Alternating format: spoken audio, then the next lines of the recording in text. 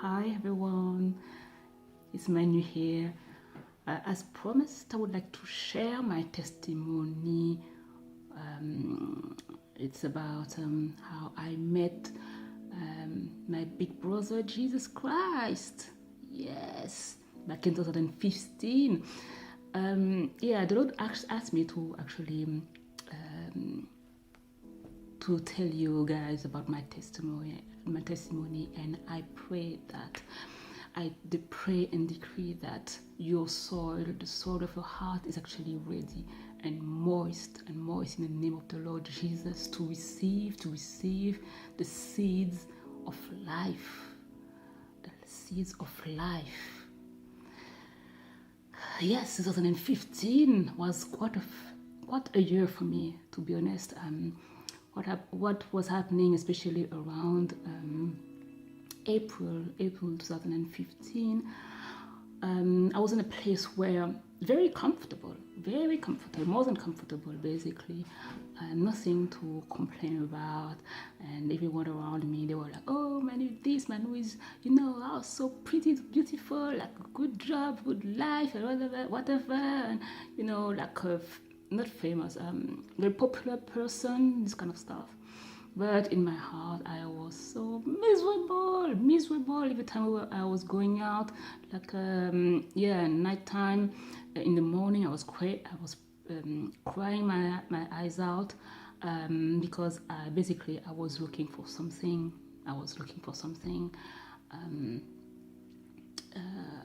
A little bit about myself. I have a background of, I grew up in a household, in a life, Catholic life, I would say, because Catholic household, Catholic family, Catholic school, private school, Catholic everything, friends. So I grew up in that, but at the same time, I grew up in the New Age. So my hands was filled and dirty with all type of, astrology, Reiki, and all those, crystals and incense. And anyway, I'm not going to that, and I'm not going into that right now. It would be another story, something that I will share later for those who are into that. Dealing with demons, I'm telling you. Anyway, so I was all about that, but I found myself very stuck in life, even though I had everything I wanted, and I tried to satisfy myself with, like in luxury, in parties, in friends and whatever, living in like a, best place in town, in the city. Anyway, nothing could have basically satisfied me because I thought I was looking for something, but basically I was looking for someone. I had no idea. So came a point where I just shouted. I was thinking, okay, that's it. That cannot go on. I cannot keep going on like that. That's important. I can't. Waking up, going to work and eating and drinking and partying and going to bed and doing that, for a lifetime of that. No, it isn't worth it. So I was thinking something was missing. I didn't know what it was. So I was looking for something. Then, playing in all those new age stuff. I was thinking, okay, God, because still Catholic, so I was thinking, there's a God, a bit far away though, but there's a God. So God, what should I do? What can I do? What's going on? Blah, blah, blah. So I started to pray the rosary, Our Father, blah, blah, and Hail Mary as well, But in my mind, I was very much focused on like I was very much talking to the Father, to God, sorry, not the Father, to God, Our Father, blah, blah, blah. So I was, trying to really be in, try to concentrate and talking to God, and then trying to pray to Mary. Yeah. So this is what I did. Then at the end, I had the idea to, oh, maybe I should confess my sins, because probably that must be it. I haven't been confessing for quite years and years, so it must be it. So I started to confess. But basically, what I did, I drew a lifeline. So I tried to actually remember, of all those things that are, age, through my life, I try to remember from the early time till then, everything that has been bothering me, things that I might have done, and also I try to release also people from out to forgive people as well. But I really, played along. I was really focused. I really wanted to do it. I did it from the bottom of my heart, basically. I forgave my ex. I forgave my friend, my so-called friend, whoever. But at some point, I was running out of forgiving, which I really did. And also my family, my parents. I forgive. Because I had a very a victim mentality, a victor because I was all like about, life is in control, but also victim. So basically, I was saying, oh God, okay, they all did wrong to me, basically. But just in case, Lord, God, forgive me if I did anything wrong, and also, I take responsibility for it, and I repent, So then. So it took me actually basically almost like 2 days to actually do that, to try to recall, even, bad memories or anything that would come up in my mind. Yeah. And then at some point, I was running out of ideas, and I was thinking, okay. And then when I realized that I had nothing else to say, that's when I felt, so in April 2015, I felt like a bag has been removed from my back. Actually, it's like something has lifted, but I felt it really physically. I felt it like removed from my back. I was like, okay. I felt like, whoa, what happened? Like something has been lifted, really. And then I felt very light and very, I felt really good. But then I felt, all of a sudden, I felt like my heart started to burn, like inflamed, like it was very warm, And then I was thinking, okay, it's not like heartburn, huh? No, okay. So I felt like something was really happening, and then popped up to my mind. There's a Catholic picture that I might share at some point. A Catholic picture of Jesus, with one hand showing his heart, and the other hand showing like the sky or the above. And I understood that it was something related to Jesus or God, anyway. So I was like, wow, I was impressed with what happened. Not long later, like 2 months later, so we are back to June 2015. 2 months later, I had to visit my sister, and my family, mind you, they weren't saved at that time, but my sister was actually very, devoted to praying and reading the Bible, and then what she did, she used to actually, basically when I arrived at hers, she actually felt that something was wrong because, I had my hands in New Age, so I still had this thing around me, and she felt it. She felt like her dreams was very strange, and then yes, but she couldn't actually picture or understand what was happening. So but the thing is, when she was actually reading verses in the Bible, I felt like it's like the Chinese gong really resonating, gong gong, like my spirit man was actually shaking from the inside. My spirit was shaking, saying, okay, what is it what you're saying? Oh, this is so right, that's so true, what you're saying, that's so true.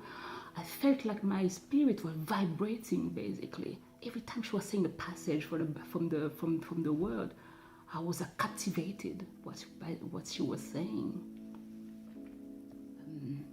And then then I had to go home, and afterward, two months later, so we are in August 2015. That's when things started to become really interesting, because basically for the next 2 months I started to go to church, to mass, basically a Catholic church, to mass. But the thing is, I felt the need to isolate myself. So I was in the church, but also I was like in the upper part of the church, trying to isolate myself, being a church, but still, I was praying or everything. I felt the need to separate myself from the crowd, basically. And then came 2014, I had a dream, but I couldn't remember it. I woke up, I was very, shaken from this dream. Something has happened, but I couldn't recall what happened. I couldn't, like for hours, like in the morning, what happened? I couldn't remember what was happening. So I really tried to force myself to remember, but I couldn't. So the day went by, and that very day, I decided to take communion for my alone, in my room, just by myself.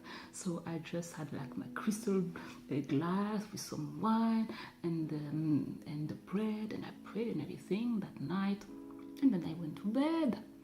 And that's when things happened. In a dream, I saw myself like I was in a building, like a development, kind of a flat, like at the 4th or 5th floor, and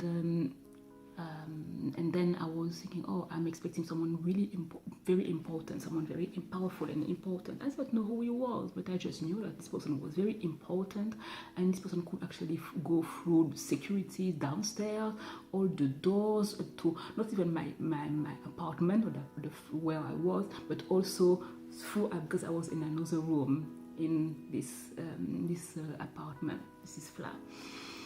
And then I was thinking, okay, this person told me that he would be there by 2 o'clock. So, okay, because I'm a very, time is very important to me. So I was actually shaking when this person would actually turn up. Saying, okay, 2 o'clock, I'm sure that this person would be able to go through the doors and, enter the flat itself without keys, without me to open the door or anything. But I was behind another door and checking for the keyhole. When came 1 minute before 2 p.m., I was like checking I started to check for the keyhole, and there he was. I saw like a big eye, with the eyelashes like closing and doing this for the keyhole. I was like, whoa, okay. And there he was. I saw him through the keyhole. I opened the door, and there he was, like a doll. He was like big and like crystal, shiny, bright, and I don't know how to really to describe this thing, but it was actually way taller than actually the height of the ceiling. So the proportion in this dream was not natural, basically. So I was like, what is he is? So just important hint about Jesus, he's got a sense of humor. He knew that I would be checking for the keyhole, so so he did, and then I felt like, okay, that's okay. Anyway, he's got a sense of humor, so I was like, I started shouting, oh Jesus, I was so happy, and that's when I realized that it was Jesus. Jesus is yours. I started to running toward him, and I wanted to give him a big hug, having in my arms. It was basically, I felt that his power basically was, I felt that he was lifting me, and I saw myself like flying around him, basically, and sitting on his left shoulder. And I was thinking, okay, well, I was slightly not disappointed, but I was frustrated, because I wanted really to give him a hug or something. And then so I could feel actually his head, it's like his big head, next to me. And then we started walking through the door that I had opened, and then he talked to me. He talked to me a little bit, but I won't go into that for now. But basically, afterwards, he told me that he would go for my sister, because actually my sister was there as well, but she was in another room. And so I just went in, and realized that she was actually she was lying down like in a hospital bed, and with people around her. So I had to ask them to actually leave, and I told my sister that he was here, And then as soon as she heard that, she sat on the bed, and I noticed that she had a lipstick like fuchsia pink, something that made me realize that she was very upset. I was thinking, oh, what's happening? Then Jesus came in. I asked him, okay, she's ready. So he came in, and then so he had like a presence. He was so like charismatic, and I felt the power. And then when he found himself with my sister, I felt like he didn't say anything, he didn't turn or say anything. I just felt that I had to close the door and to let them, just the two of them. So I was like, close the door like slowly, and then that was the end of the dream.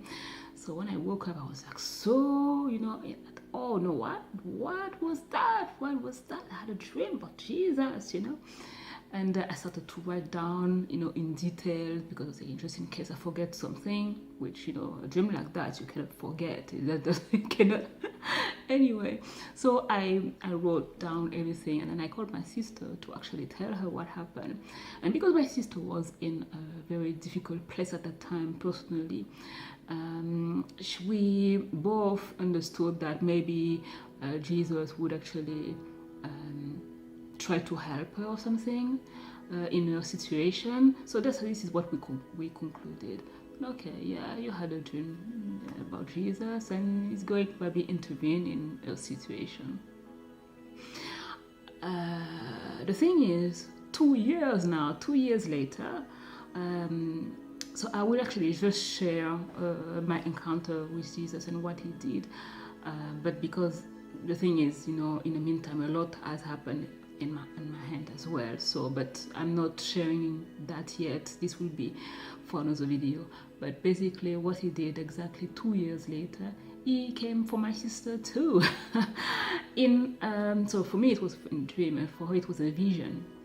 And basically, what we have to understand and keep in mind is that when he said he's going to do something, he's going to do something. He's not going to do what you're saying he might do, because this was actually our interpretation, that he would just help her, my sister. No, he said that he's gonna go for her.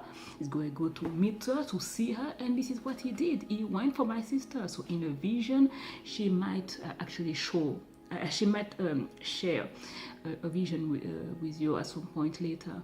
But basically what happened is, like, in a vision, she saw that she was like in a very difficult place, like a place where she had like the ground underneath, like crackling with lava or something. So she was about to fall. And she sees like a big Jesus again, with his big arms trying to actually so he saved her. He removed her from the ground from where she was. So and that happened exactly 2 years later. So my encounter with him was on the 15th, the night of the 15th to the 16th, and for her it was 2 years later, but the 16th to the 17th. And so yeah, so this is basically what I can say to you guys for now. Yeah, that's it. When he says he's going to say something, he does it. It's not something else or what we believe or whatever. So he's a faithful God. He's a good God. He's a good God. He's a good God. And he's real. Well, basically, I don't believe that he's real or alive. I know that he is, because, when you have this kind of encounter, you don't just believe, you know. And also, because I was supposed to, because I don't like to be in front of the camera, but this is something that he wants me to do, is to actually, he wants me to talk about what he's been doing in my life and other people's, why not? But basically, he wants his glory. This is for his glory. Yes, he is alive, he is doing things, and he wants you now, who is looking to this video now, watching, that he is alive and he is doing a lot. And yes, so So basically, this is, I'm telling you, Jesus is so, fill the blank. He's so lovely, he's so nice, he's fun, he's, yeah, can you believe it? Yes, Jesus is fun. It's not the Bible, but this is how I encounter it. He's funny. And he's real, he's good, he's good, he's good. And this is what you have to realize is that, this is my experience. I saw that I was looking for something. I was looking for something, the next thing, the other thing. This is not something that I was looking for. This is what I wanted. It was someone. Basically, this is how the Lord created us, with a space for Him. This is the last, the main, the most important one. Peace. We are created with a hole in the last piece, so we try to put like a puzzle, something that doesn't fit. You try to force and put something, to put some stuff to fill up the space, but it's not it. It is just the Lord. It is Jesus, and He says that He's the way, the truth, and the life. This is so real. This is true. He is the way. He is the truth. He is the life. I will share with you later what is done, because basically it's not just that. I have some more to share with you guys. I have some more to share with you, so bear in mind that this video is obviously for whoever is listening, but also for those who believe that they've got everything in life.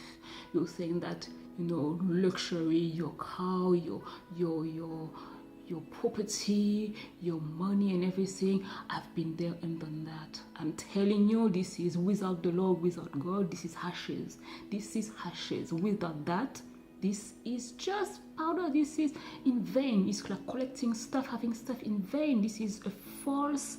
If you believe that this is life, this is not. Just, this is what I used to say now, that I was born in 2015. I started living in 2015, and believe me, in due time, with all the videos, you will hear my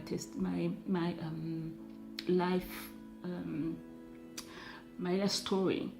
And I have lived the life, the way you think, the mundane, the way you trust, things are in general. I've been there. I know, and believe me, this is not it. This is not it.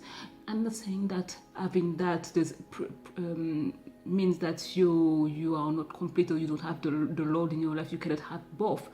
I'm not saying that. Obviously you can, because the Lord comes when you are in covenant with Him, when you're born again. He comes with promises. I'm not going into that right now, but what I'm saying, if you rely on those things in your life, if you rely on what you believe that you have, well, you are lost. Give your life to the Lord. It's not easy. The Christian's life, I'm not going to lie to you, it's not easy, but you will not regret. You will not regret. You will not regret. I'm telling you that. You will feel that now this is a new life, because this is what He offers: a new life, a new life. To be born again, a new life. This is what this. That's it. That's it.